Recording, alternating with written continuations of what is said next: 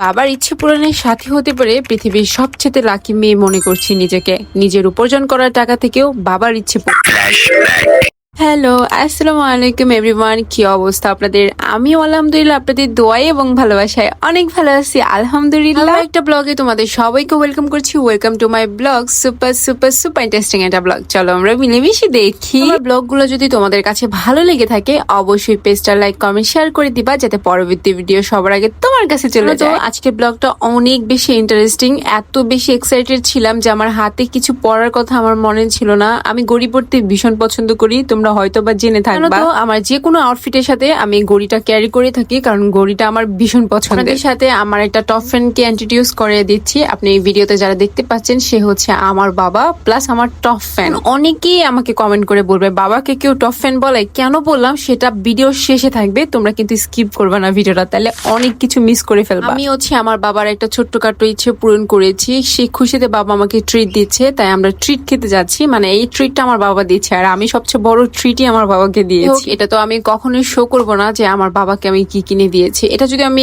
এই প্ল্যাটফর্মে শেয়ার করে ফেলি তাহলে এটা উসুল হয়ে যাবে, আমি ওটা থেকে অবশ্যই অ্যাকসেন্ট হলেও পাবো। সো আমি চাচ্ছি না এটা আমি ফেসবুকে আপলোড করি, যাতে এটা উসুল হয়ে যায়। হোক, একটা ফানি মোমেন্ট হয়েছে যেটা শুনে তোমরা প্রচুর পরিমাণ হাসাহাসি করতে পারো হয়তো, বা এই জন্য তোমাদের সাথে শেয়ার করতেছি বিষয়টা। আমাদের গাজীপুর সাইনবোর্ডে তেমন কোনো ভালো রেস্টুরেন্ট নাই, মানে হচ্ছে একটা নামি দামি 5 স্টার রেস্টুরেন্ট এগুলো নাই। তো হচ্ছে গিয়ে একটা রেস্টুরেন্ট আছে রাধুনি, যেটা নিচে তলাও রাধুনি, 2 তলাও রাধুনি, 3 তলাও রাধুনি, মানে পুরোটাই একদম রেস্টুরেন্ট। তো আমাদের গাজীপুরের নতুন কাচ্চিডান হয়েছে, আমার যাওয়া হয়নি, তবে আমি খুব সুন যাব ভিডিও করার জন্য। তোমরা যারা গাজীপুর থেকে আমার ব্লগ দেখো তোমরা তো খুব ভালো করে জানবা এই মসজিদটা কোথায়। ইয়েস, আমি বুটবাজারে গিয়েছিলাম রাধুনিতে, আর রাধুনিতে গিয়ে যে একটা অকওয়ার্ড মোমেন্ট হয়েছে সেটাই তোমাদের সাথে শেয়ার করব। একটা ফানলি বিষয়, এখানে এসেছি আমরা খাওয়া দাওয়া করবো, তো আমরা যেগুলো পছন্দ করে সিলেক্ট করে দিয়েছি তাদেরকে, তারা বলতেছে এটা পাওয়া যাবে। 10 মিনিট পর ঘুরে এসে বলতেছে এগুলা অ্যাভেলেবেল না। তাহলে তুমি ভাই রেস্টুরেন্ট কেন খুলে রাখছো যদি তুমি সবকিছু লিখে নিয়ে যাওয়ার পরে এসে বলো যে এগুলো অ্যাভেলেবেল না?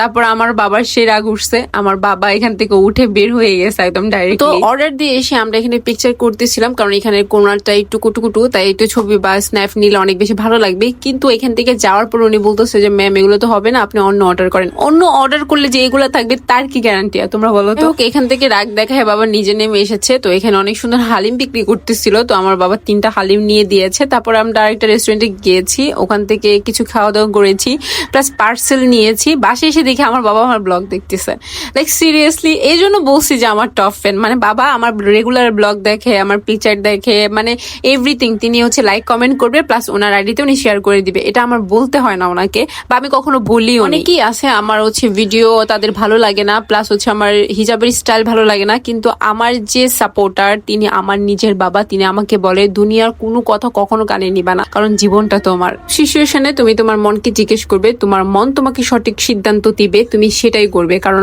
মানুষের মন বা বিবেক থেকে বড় আদালত পৃথিবীতে কোনো কিছুই হয় না। এই শিক্ষাগুলো আমার বাবার কাছ থেকে আমার নেওয়া, আর আমি আমার বাবাকে অনেক বেশি ভালোবাসি। শান্তর জন্য হচ্ছে তার ফেভারিট হচ্ছে দই ফুচকা নিয়ে এসেছিলাম, তো এখানে সবাই মিলে এই দই ফুচকাটা খেয়েছি, আর পাশে বাবা হচ্ছে আমার ব্লগ দেখতেছিল। তো আজ পর্যন্ত ভালো থাকো, সুস্থ থাকো, দেখা যাবে নেক্সট ব্লগে। নেক্সট ব্লগটা আরো ইন্টারেস্টিং।